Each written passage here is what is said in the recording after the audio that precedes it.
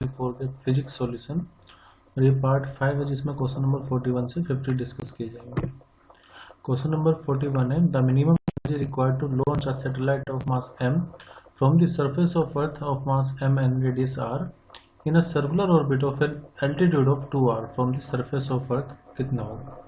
मतलब पहले कंसेप्ट समझते हैं कि मान लो कि कोई सैटेलाइट उसके सरफेस ऑफ अर्थ पर है और रेडियस कितना है इसका r, ठीक है। अब यहाँ से ये हो गया इसकी इनिशियल पोजीशन। अब यहाँ से हमें इसको ऊपर पहुँचाना है in a circular orbit of an altitude of 2r। तो एल्टीट्यूड का मतलब कि इसको हम इतना ऊपर और ले जाएंगे कि एल्टीट्यूड हो जाए 2r। तो ये जो एक तरह से हाइट है फ्रॉम द सरफेस ऑफ अर्थ, वो ये कितनी हो जाएगी 2r। ये 2r होनी चाहिए। तो ये होगी इसकी फाइनल पोजीशन। अब जब हम एक बात बता देते हो, पहले टोटल एनर्जी का जो फॉर्मूला होता है वो होता है minus G M M upon में 2 इंटू में आर। और जो पोटेंशियल एनर्जी का फॉर्मूला होता है ग्रेविटेशन में वो होता है minus G M M upon में आर, ठीक है। यहाँ पर स्मॉल आर लेना चाहिए। स्मॉल आर मतलब कि सेंटर से कितनी दूरी है, सेंटर ऑफ ऑब्जेक्ट जो सैटेलाइट हो सकती है उसकी। तो टोटल एनर्जी में आएगा जी एम अपॉन में 2r, r is the distance, ये स्मॉल r ही खेल देता हूँ मैं इसको। और पोटेंशियल एनर्जी का फॉर्मूला होता है माइनस जी एम अपॉन में r। अब जब ये इनिशियली यहाँ पर है तो इसकी रुकी हुई है, तो इसमें इनिशियली क्या रहेगी, कुछ पोटेंशियल एनर्जी रहेगी जिसको मैं लिख रहा हूँ यू आई, ठीक है। अब यू आई हो गया इनिशियल पोटेंशियल एनर्जी। अब इसमें जब आप कुछ एनर्जी दोगे, लेट आप एनर्जी ई दे रहे हो, तो अब ये फाइनली कहाँ पहुंच जाएगी, अपने फाइनल पोजीशन पर, जहाँ पर लेट उसकी टोटल एनर्जी है टी ई। टोटल एनर्जी क्या है ये फाइनल पर, मतलब कि इनिशियली इसमें कितनी एनर्जी है, पोटेंशियल एनर्जी, प्लस इसमें हमें कुछ एनर्जी देनी पड़ेगी, तभी ये फाइनली यहाँ पर आएगी। और यहाँ पर आकर के इसकी टोटल एनर्जी मैंने मान ली वो टी ई फाइनल होगी। अब इनिशियल पोटेंशियल एनर्जी कितनी होगी, minus G mass of earth mass of satellite upon में सेपरेशन बिटवीन देयर सेंटर, तो वो कितना हो जाएगा, आर इज द रेडियस, तो वो होगा आर प्लस ई। तो हमें फाइंड करना है टोटल एनर्जी फाइनल पॉइंट पर कितनी हो जाएगी। टोटल एनर्जी फाइनल पॉइंट पर फॉर्मूला होता है minus G mass of earth mass of satellite upon में 2 इंटू में। अब आर क्या लेंगे, तो आर हम लेंगे सेंटर टू सेंटर सेपरेशन, तो स्मॉल आर हो जाएगा आर प्लस 2r, यानी कि ये हो जाएगा r इक्वल टू 3r। तो यहाँ पर हम लिखेंगे 3 इंटू में कैपिटल R, ठीक है। अब इसको आप ऐसे लिख सकते हो, ये इस तरफ आएगा तो प्लस का हो जाएगा, तो minus G M M upon में 6r plus G M M upon में r, ठीक है। अब आप इसको ऐसे लिख सकते हैं माइनस 1/6 प्लस 1, और जो कॉमन है आप उसको कॉमन निकाल लीजिए, जी एम एम अपॉन में r। तो जो एनर्जी रिक्वायर्ड होगी इट विल बी, अब एलसीएम लोग 6 माइनस 1 यानी कि 5 अपॉन में 6 जी एम एम अपॉन में आर आ जाएगा। तो इस हिसाब से जो करेक्ट आंसर होगा वो होगा ऑप्शन फर्स्ट। तो हमने कंजर्वेशन ऑफ एनर्जी एक तरह से अप्लाई किया है कि जब वो इनिशियल पोजीशन पर थी उसकी potential energy you I plus energy जो हम देनी पड़ेगी मिनिमम एनर्जी ई, और ये बराबर होगी जब ये फाइनल पोजीशन पर आ गई तो फाइनल की टोटल एनर्जी के इक्वल। ये दो फॉर्मूला आपको पता होना चाहिए, टोटल एनर्जी का और पोटेंशियल एनर्जी का, minus G M M upon में आर होता है। Question number 42, a parallel plate capacitor is charged by connecting it to a battery through a resistor. If I is the current in the circuit, तो हमें बताना है the gap between the plate क्या होगा। Question number 42, a parallel plate capacitor is charged by connecting it to a battery by register. मतलब हमारे पास कोई parallel plate capacitor है और इसको हम रजिस्टर से कनेक्ट किया है और एक बैटरी है। If I is the current in the circuit, तो then the gap between the plate क्या होगा। मान लीजिए यहाँ पर करंट है, तो यहाँ पर जो करंट फ्लो करेगा वो हो गया कंडक्शन करंट, और जब कैपेसिटर डिस्चार्ज या चार्ज होता है तो उसके बीच में एक करंट फ्लो होता है, उसको हम बोलते हैं डिस्प्लेसमेंट करंट। पहले मैं बता देता हूँ क्या होता है। Conduction current is the current which arises due to the flow of electron through the connecting wire. जबकि डिस्प्लेसमेंट करंट क्या होगा, डिस्प्लेसमेंट करंट एक ऐसा करंट है which arises due to time of rate of change of electric flux in the electric circuit. तो जब एक capacitor को चार्ज या डिस्चार्ज होता है तो वहाँ पर इलेक्ट्रिक फ्लक्स चेंज होता है और जिसकी वजह से वहाँ पर डिस्प्लेसमेंट करंट आएगा। हालांकि जो डिस्प्लेसमेंट करंट होगा मैग्नीट्यूड में वो इक्वल होता है, डिस्प्लेसमेंट करंट और कंडक्शन करंट दोनों इक्वल होते हैं। तो यहाँ पर करेक्ट आंसर क्या है? क्या कोई करंट नहीं होगा? तो होगा, अंदर बीच में करंट होगा, लेकिन कौन सा करंट होगा? Displacement current. और डिस्प्लेसमेंट करंट और जो कंडक्शन करंट है दोनों मैग्नीट्यूड में इक्वल होंगे और सेम डायरेक्शन में भी होंगे। ठीक है, तो यहाँ पर करेक्ट आंसर होगा option 3, displacement current of magnitude equal to I flow in the direction opposite. नहीं, अपोजिट नहीं होगा, सेम डायरेक्शन होगा, तो ऑप्शन 2 यहाँ पर करेक्ट आंसर रहेगा, क्योंकि सेम डायरेक्शन में भी फ्लो करेगा, मैंने आपको बताया था। तो करेक्ट आंसर होगा ऑप्शन 2, मैग्नीट्यूड दोनों का बराबर रहेगा। Question number 43, the property which is not an electromagnetic wave in free space कौन सी नहीं है? ट्रांसवर्स नेचर तो देखो इसका होता है, क्योंकि जो इलेक्ट्रिक फील्ड वेक्टर है और जो मैग्नेटिक फील्ड वेक्टर है वो आपस में परपेंडिकुलर होते हैं और direction of propagation of wave के भी परपेंडिकुलर रहेंगे, तो ये तो ठीक है। The energy density in electric field is equal to the energy density in magnetic field, क्या दोनों की एनर्जी डेंसिटी सेम होती है? तो ये बिल्कुल सही है, जो इलेक्ट्रिक फील्ड की एनर्जी डेंसिटी होगी वो मैग्नेटिक फील्ड की एनर्जी डेंसिटी के इक्वल होगी। हालांकि एनर्जी डेंसिटी का फॉर्मूला होता है 1/ε0 ई का स्क्वायर और मैग्नेटिक डेंसिटी का फॉर्मूला रहेगा 1/2 μ0 into v का square. They travel with speed of equal to 1/μ0 तो ये भी सही है, ये भी सही है। They originate from charge moving with uniform speed, uniform speed की जगह अगर एक्सिलरेटेड चार्ज कहते हैं तो ठीक रहता। तो जो इलेक्ट्रोमैग्नेटिक वेव है वो एक्सिलरेटेड चार्ज की वजह से ओरिजिनेट होती है, ना कि यूनिफॉर्म स्पीड से चलते हुए चार्ज की। तो यहाँ पर ऑप्शन 4 हमारा आंसर है, क्योंकि यही तो स्टेटमेंट हमें बताना था कि कौन सी प्रॉपर्टी नहीं है। तो आंसर इज ऑप्शन 4। कुछ प्रॉपर्टी मैं आपको बता देता हूँ, जैसे इलेक्ट्रोमैग्नेटिक वेव हमेशा एक्सेलरेटेड चार्ज पार्टिकल की वजह से ओरिजिनेट होंगी और इलेक्ट्रिक फील्ड वेक्टर और मैग्नेटिक फील्ड वेक्टर आपस में परपेंडिकुलर होता है और वो direction of propagation of wave के भी परपेंडिकुलर होगा, इसलिए इसको ट्रांसवर्स नेचर कहा जाता है। दूसरा, ई और बी हमेशा सेम फेज में ऑसिलेट करेंगे, इसका मतलब ये हुआ कि जब इलेक्ट्रिक फील्ड की मैक्सिमम वैल्यू होगी उसी टाइम पर मैग्नेटिक फील्ड की भी मैक्सिमम वैल्यू होगी और जब इलेक्ट्रिक फील्ड की मिनिमम वैल्यू होगी उसी टाइम पर इलेक्ट्रिक फील्ड और मैग्नेटिक फील्ड की सेम टाइम पर मिनिमम और मैक्सिमम वैल्यू अटेन होती है। स्पीड हमेशा 3 × 10⁸ मीटर पर सेकंड रहेगी फ्री स्पेस में, और अगर कोई दूसरा मीडियम है तो 1/n टाइम्स हो जाए, इज द रिफ्रैक्टिव इंडेक्स। और E इक्वल टू यहाँ पर होता है B इंटू में C। मान लीजिए जो C होगा स्पीड ऑफ लाइट वो E0/B0 के इक्वल होता है। तो इलेक्ट्रिक फील्ड वेक्टर और मैग्नेटिक फील्ड वेक्टर का मैग्नीट्यूड कुछ इस तरह से है कि उनका रेशो हमेशा C के इक्वल आए। 6th, जो टोटल एनर्जी डेंसिटी होगी वो रहेगी UE प्लस UV के, और जो मोमेंटम होगा वो बराबर होगा U/c के। Electric magnetic wave are not reflected by the electric and magnetic field, क्योंकि इसमें कोई चार्ज नहीं होता। ठीक है, तो ये चार्जलेस होती है, इसलिए ना तो इलेक्ट्रिक फील्ड का इफेक्ट होगा और ना ही मैग्नेटिक फील्ड का। फिर इलेक्ट्रोमैग्नेटिक वेव भी ओबे करती है प्रिंसिपल ऑफ सुपरपोजिशन को, और ये शो करती है रिफ्लेक्शन, इंटरफेरेंस, डिफ्रैक्शन और पोलराइजेशन, ये जो भी वेव की प्रॉपर्टी है उन सबको शो करती है। लेकिन मैंने आपको बताया E इक्वल टू BC होता है या C इक्वल टू होता है E0/B0 के। ठीक है, तो हमेशा जो इलेक्ट्रिक फील्ड वेक्टर होता है उसका मैग्नीट्यूड काफी ज्यादा होगा मैग्नेटिक फील्ड वेक्टर के मैग्नीट्यूड से। So this were sum property of electromagnetic wave.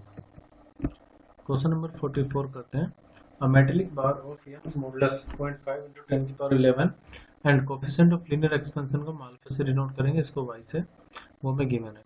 Length है 1 मीटर, इसको L ले लेते हैं। एरिया ऑफ क्रॉस सेक्शन है 10⁻³ and is heated from 0 to 100 degree Celsius without expansion और बेंडिंग।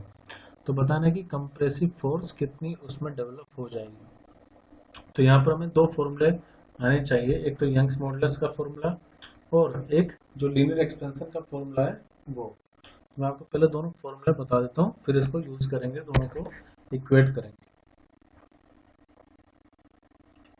तो देखो, यंग्स मॉडुलस का फॉर्मूला होता है स्ट्रेस अपॉन में स्ट्रेन, स्ट्रेस अपॉन में स्ट्रेन, या फिर आप इसको ऐसे भी लिख सकते हैं, स्ट्रेस हो जाता है फोर्स अपॉन में एरिया, स्ट्रेन होता है डेल और डेल एल, या फिर यंग्स मॉडुलस आप लिख सकते हैं एफ इंटू में लेंथ अपॉन में एरिया इंटू में चेंज इन लेंथ।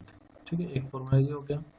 इसके अलावा जो दूसरा फॉर्मूला है वो ये होता है कि जो चेंज इन लेंथ होती है वो डायरेक्टली डिपेंड करती है ओरिजिनल लेंथ पर, डायरेक्टली डिपेंड करती है चेंज इन टेम्परेचर पर। तो आप इसको प्रोपोर्शनल साइन हटा करके लिख सकते हैं कि ये होता है एल अल्फा डेल्टा टी के इक्वल। ठीक है, यहाँ से आप delta L upon L equal to क्या लिख सकते हैं, अल्फा इंटू में डेल्टा टी। अब देखो हमें बताना है फोर्स, तो फोर्स को अगर मैं लिखूँ तो आप इसको ऐसे लिख सकते हैं यंग्स मॉडुलस इंटू में area delta L upon L. ठीक है, क्या करा मैंने, एफ को यहीं पे रहने दो, ये ए और डेल्टा एल चले जाएगा यंग्स मॉडुलस के साथ और एल आ जाएगा डिनोमिनेटर में। अब फोर्स निकालना है, यंग्स मॉडुलस कितना है 0.5 इंटू 10 की पावर 11। क्रॉस सेक्शन एरिया कितना है, वो है 10 की पावर -3 यहाँ पर है। और डेल्टा एल अपॉन एल को क्या लिख सकता हूँ मैं, अल्फा इंटू में डेल्टा टी। तो अल्फा में गिवन है, अल्फा है 10 की पावर -5, अल्फा 10 की पावर -5 अपॉन में चेंज इन टेम्परेचर आएगा तो वो कितना है 100 - 0 यानी कि 100। मैं दोबारा बता देता हूँ मैंने क्या करा है, डेल्टा एल अपॉन एल की वैल्यू मैं यहाँ से निकाल सकता हूँ, वो हो जाएगी अल्फा इंटू में डेल्टा टी। ठीक है, एक्चुअली जो मैंने नीचे 100 लिखा है मल्टीप्लाई में आएगा, उसको मैं ठीक कर देता हूँ क्योंकि डेल्टा टी भी मल्टीप्लाई में ही रहेगा। तो 100 देखो कैसे, Young's modulus into area of cross section delta और एल की वैल्यू होगी अल्फा डेल्टा टी। तो ये Young's modulus, cross section area, coefficient of thermal expansion और चेंज इन टेम्परेचर, इन सब की जब हम वैल्यू रख करके सॉल्व करेंगे ये आएगा 50 इंटू 10 की पावर 3 न्यूटन। तो जो करेक्ट आंसर होगा वो रहेगा ऑप्शन सेकंड। तो मेनली एक फॉर्मूला ये है और एक फॉर्मूला ये है, बस हमने डेल्टा एल और एल की वैल्यू फाइंड करी है। Question number 45। पहले आप देखो यहाँ पर एक डायोड भी है, तो पहले हम चेक करेंगे कौन सा फॉरवर्ड बायस है और कौन सा रिवर्स बायस है। और फॉरवर्ड बायस कैसे पहचानते हैं, तो मान लो ये पीएन जंक्शन डायोड है, अगर पी साइड बैटरी के पॉजिटिव टर्मिनल या हाई टर्मिनल से कनेक्ट है और एन साइड नेगेटिव टर्मिनल से कनेक्ट है तो इसको बोलते हैं फॉरवर्ड बायसिंग। रिवर्स बायसिंग में इसका ठीक उल्टा होगा, जो पी साइड है वो बैटरी के नेगेटिव से कनेक्ट होगी और जो एन साइड है वो बैटरी के पॉजिटिव से कनेक्ट होगी, तो एक रिवर्स बायस। दूसरा, फॉरवर्ड बायस में हम डायोड को एज ए कंडक्टर मान सकते हैं और रिवर्स बायस में इसको हम मानेंगे ओपन सर्किट की, वहां से करंट फ्लो होगा नहीं। ठीक है, तो जहाँ पर फॉरवर्ड बायस में उसमें हम डायोड को हटा सकते हैं, रिमूव कर सकते हैं। तो अब आप ये देखो, ये प्लस और ये माइनस, तो यहाँ से अगर आप देखो तो ये साइड जो होगी प्लस पी होगी और ये साइड होगी एन, तो इसका मतलब ये तो फॉरवर्ड बायस है, यहाँ पर आ जाता है। फिर ये पी साइड और ये एन साइड और ये पी से पी कनेक्ट है तो ये भी फॉरवर्ड बायस हो गया। फिर यहाँ पर ये है पी और ये जाकर के नेगेटिव से कनेक्ट है और ये एन इस तरफ तो वो पॉजिटिव से कनेक्ट है, तो ये होगी रिवर्स बायसिंग। अब रिवर्स बायसिंग है तो बैलेंस होगा नहीं क्योंकि ये ओपन हो जाएगा यहाँ से, तो ओपन हो गया तो बैलेंसिंग कंडीशन नहीं बन पाएगी। फिर फोर्थ में आप देखो ये है पी साइड, ये है एन साइड। ठीक है, तो पी साइड अब नेगेटिव से कनेक्ट है और एन साइड पॉजिटिव से कनेक्ट है, तो ये भी रिवर्स बायसिंग हो गया, इसमें भी बैलेंस कंडीशन अचीव नहीं कर पाएंगे। और बचा हमारे पास ऑप्शन फर्स्ट और ऑप्शन 3। देखो ये इसके साथ सीरीज में मैं मान लेता हूँ कि जो डायोड है उसका रेजिस्टेंस डी है, तो हम यहाँ पे लिख सकते हैं बैलेंस कंडीशन होती है पी अपॉन के equal to R upon S, तो 10/10 इक्वल होगा 15/5 प्लस डी के, और यहाँ पर 10/10 इक्वल होगा 15 अपॉन में, ये पैरेलल में तो पैरेलल में 5d अपॉन में 5 प्लस डी इक्विवेलेंट रेजिस्टेंस आएगा। बैलेंस कंडीशन में क्या होना चाहिए, जो पी अपॉन क्यू है वो आर अपॉन एस के इक्वल होना चाहिए। ठीक है, तो यहाँ पर आप देखो ये दोनों इक्वल होने चाहिए, तो ये रेशियो कितना आएगा 1। अब 15/5 प्लस डी है, तो अगर मैं d की वैल्यू 10 ले लूँ तो ये कितना हो जाएगा, 10 और 5 15, 15 से 15 जाएगा तो 1 आ जाएगा, यानी कि ये वैल्यू, ये जो 10/10 है d की वैल्यू का 10 है तो ये ब्रिज बैलेंस हो सकता है। लेकिन अगर आप यहाँ पर देखो तो जो भी रेजिस्टेंस हो, मान लो डायोड का कुछ भी रेजिस्टेंस हो, वो 5 से हमेशा कम आएगा। क्यों मैं ऐसे बोल रहा हूँ, जब भी आप पैरेलल में दो रेजिस्टेंस जोड़ते हो, मान लो आपने जोड़ा 2 और 3, तो हमेशा जो रिजल्ट आएगा वो 2 से कम आएगा। इसलिए मैं कह रहा हूँ उसकी कुछ भी वैल्यू होगी यहाँ पर वो 5 से कम ही आएगी। जब ये वैल्यू 5 से कम आएगी तो ब्रिज जो कि यहाँ पर रेशो 1 आना चाहिए था वो तो आ ही नहीं पाएगा ना, क्योंकि यहाँ पर जो नीचे वैल्यू है वो 5 से कम होगी, तो कम से कम वो 15 होती तब तो 1 होता। 15 वो हो नहीं पा रही है क्योंकि वैल्यू कम आएगी जब आप इसको कन्वर्ट कर रहे हो, तो इसलिए ये बैलेंस नहीं होगा। और इसमें जो करेक्ट आंसर होगा वो रहेगा ऑप्शन फर्स्ट। ठीक है, तो मैं एक बार फिर से रिपीट कर देता हूँ मैंने क्या कंसेप्ट यूज किया है। P upon Q R upon S के बराबर होना चाहिए।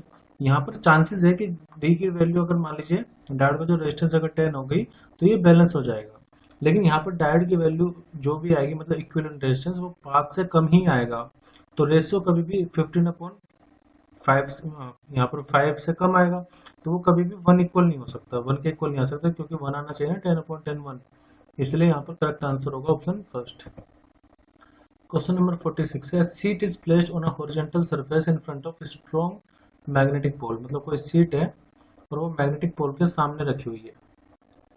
इस क्वेश्चन में हमारे पास एक हॉरिजॉन्टल सरफेस पर एक सीट रखी हुई है, तो मान लेते हैं कोई सरफेस है और इस पर सीट है जो रखी हुई है एंड स्ट्रॉन्ग मैग्नेटिक पोल, और कोई मान लीजिए पोल है यहाँ पर लेट नॉर्थ और साउथ पोल। अब फोर्स कब कब जरूरत होगी हमें बताना। Hold the sheet there if it is magnetic, तो अगर यहाँ पर है देखो नॉर्थ है और ये मैग्नेटिक सीट अगर है तो जाहिर सी बात है इसमें या तो ये इधर जाएगी या इधर जाएगी, वैसे तो सीट है तो अट्रैक्ट करेगी, तो वहीं पर रखने के लिए हमें एक फोर्स लगानी पड़ेगी ताकि इसकी तरफ अट्रैक्ट ना हो जाए, तो मतलब कि यहाँ पर तो हमें फोर्स लगानी ही पड़ेगी। अब जब फोर्स ए पर हम लगा रहे हैं तो इस ऑप्शन को हटा देते हैं, ठीक है, और ए पर फोर्स लगाने तो इस ऑप्शन को भी हटा दो क्योंकि इसमें ए नहीं आ रहा। अब बचे हमारे पास ए और सी ओनली और ए सी डी ओनली। अब ए सी को भूल जाओ, ए सी तो आने आना है, ये तो बात पक्की। अब डी पर चलते हैं। Move the sheet away from the pole with uniform velocity if it is both non conducting and non polar. देखो अगर ये नॉन कंडक्टिंग है तो क्या आपको फोर्स यहाँ पर अप्लाई करनी पड़ेगी, तो अगर ये नॉन कंडक्टिंग है और ये यूनिफॉर्म वेलोसिटी से अगर आप उसको मूव करवा रहे हो तो इसमें हमें कोई भी फोर्स अप्लाई नहीं करनी पड़ेगी क्योंकि इट इज नॉन कंडक्टिंग, तो करंट इसमें प्रोड्यूस होगा नहीं तो मैग्नेटिक इफेक्ट नहीं आएगा, तो ये नहीं होगा, तो यहाँ पर डी भी हटा देते हैं, तो बचा हमारे पास option 2 A and C only. Move the sheet away from the pole with uniform velocity if it is conducting, क्योंकि कंडक्टिंग होगी तो मैग्नेटिक इफेक्ट यहाँ पर जनरेट होगा, तो एक पोल जनरेट हो जाएगा जिसकी वजह से अपोज करेगा इसको दूर ले जाने का या पास ले जाने का, तो यहाँ पर करेक्ट होगा ए और C only. Question number 47। Question number 47. If the plates of parallel plate capacitor connected by a battery are moved close to each other तो क्या होगा, मतलब हमारे पास एक मान लीजिए कैपेसिटेंस था जिसको हमने एक बैटरी बी से कनेक्ट किया हुआ है। अब हो क्या रहा है कि इसका जो separation between the plate D वो डिक्रीज हो रहा है, ठीक है। सी का जो फॉर्मूला होता है कैपेसिटेंस का वो होता है एप्सिलॉन नॉट ए अपॉन में डी। पैरेलल प्लेट कैपेसिटर के लिए जो कैपेसिटेंस का फॉर्मूला होता है वो होता है C equal to epsilon naught A upon में डी। अब अकॉर्डिंग टू क्वेश्चन सेपरेशन ये कम कर रहे हैं, सेपरेशन कम करने का मतलब जो डी है से डी इज द सेपरेशन, इसको ये डिक्रीज कर रहे हैं, तो अगर ये डी को डिक्रीज कर रहे हैं तो इसका मतलब कैपेसिटेंस क्या होगा, कैपेसिटेंस होगा इंक्रीजेस, ठीक है, डी डिक्रीज होगा और कैपेसिटेंस होगा इंक्रीज क्योंकि वो इनवर्सली डिपेंड कर रहा है। और बाकी फैक्टर हम बात कर लेते हैं, पहले से बात करते हैं चार्ज की। चार्ज का क्या होगा, अब आपने फॉर्मूला पढ़ा होगा Q equal to C V. एक बात मैं बता दूं यहाँ पर बैटरी हम चेंज नहीं कर रहे हैं, तो बैटरी नहीं चेंज कर रहे तो इसका मतलब जो पोटेंशियल होगा वो रहेगा कांस्टेंट। अब क्योंकि चार्ज डायरेक्टली कैपेसिटेंस पर डिपेंड कर रहा है, कैपेसिटेंस इंक्रीज हुआ है तो इसका मतलब जो चार्ज होगा वो भी क्या होगा, वो भी इंक्रीज होगा, ठीक है, चार्ज भी क्या होगा, इंक्रीज होगा। तो हमें कैपेसिटेंस के बारे में बताना है, एनर्जी के बारे में बताना है, एनर्जी फाइंड कर लेते हैं। एनर्जी का फॉर्मूला होता है हाफ सी वी स्क्वायर, तो पोटेंशियल तो कांस्टेंट है वो तो इफेक्ट नहीं करेगा एनर्जी को, तो एनर्जी को इफेक्ट करेगा कैपेसिटेंस। अब क्योंकि कैपेसिटेंस इंक्रीज कर रहा है तो इसका मतलब ये होगा कि जो एनर्जी होगी वो भी तो इंक्रीज करेगी डायरेक्टली, उस पर डिपेंड करेगी कैपेसिटेंस पर, तो एनर्जी भी इंक्रीज होगी। फिर कैपेसिटेंस पूछा, एनर्जी पूछा है, फिर पूछा ratio of charge to potential. अब आप क्यू अपॉन वी को देखो, तो क्यू अपॉन वी, क्यू तो इंक्रीज हुआ है लेकिन पोटेंशियल क्या है, कांस्टेंट है, तो एज अ होल जो Q अपॉन V होगा वो होगा इंक्रीजेस, ठीक है। फिर क्या पूछा, product of charge and voltage, तो Q इंटू V अगर आप करोगे तो Q इंक्रीज हुआ है पोटेंशियल कांस्टेंट है, तो भले ही पोटेंशियल कांस्टेंट चार्ज तो इंक्रीज हुआ तो ये भी तो इंक्रीज होगा, Q इंटू वी, मतलब इनका प्रोडक्ट क्या होगा, वो भी इंक्रीजेज होगा। अब देखते हैं क्वेश्चन के ऑप्शन। पहला है the charge store in it is increases, तो चार्ज मैंने आपको बताया इंक्रीज हो रहा है, तो ये तो सही है। एनर्जी स्टोर डिक्रीज हो रही है क्या, नहीं, एनर्जी इंक्रीज हो रही है, तो इसका मतलब बी हो गया गलत। It's capacitance increases, capacitance increase हो रहा है, बिल्कुल सही। तो ए सही है, सी सही है, बी इनकरेक्ट है। जैसे मैंने देखा बी इनकरेक्ट है, मैंने इसको काट दिया, इसको भी काट दिया और इसको भी काट दिया, बचा मेरे पास आंसर ऑप्शन 2।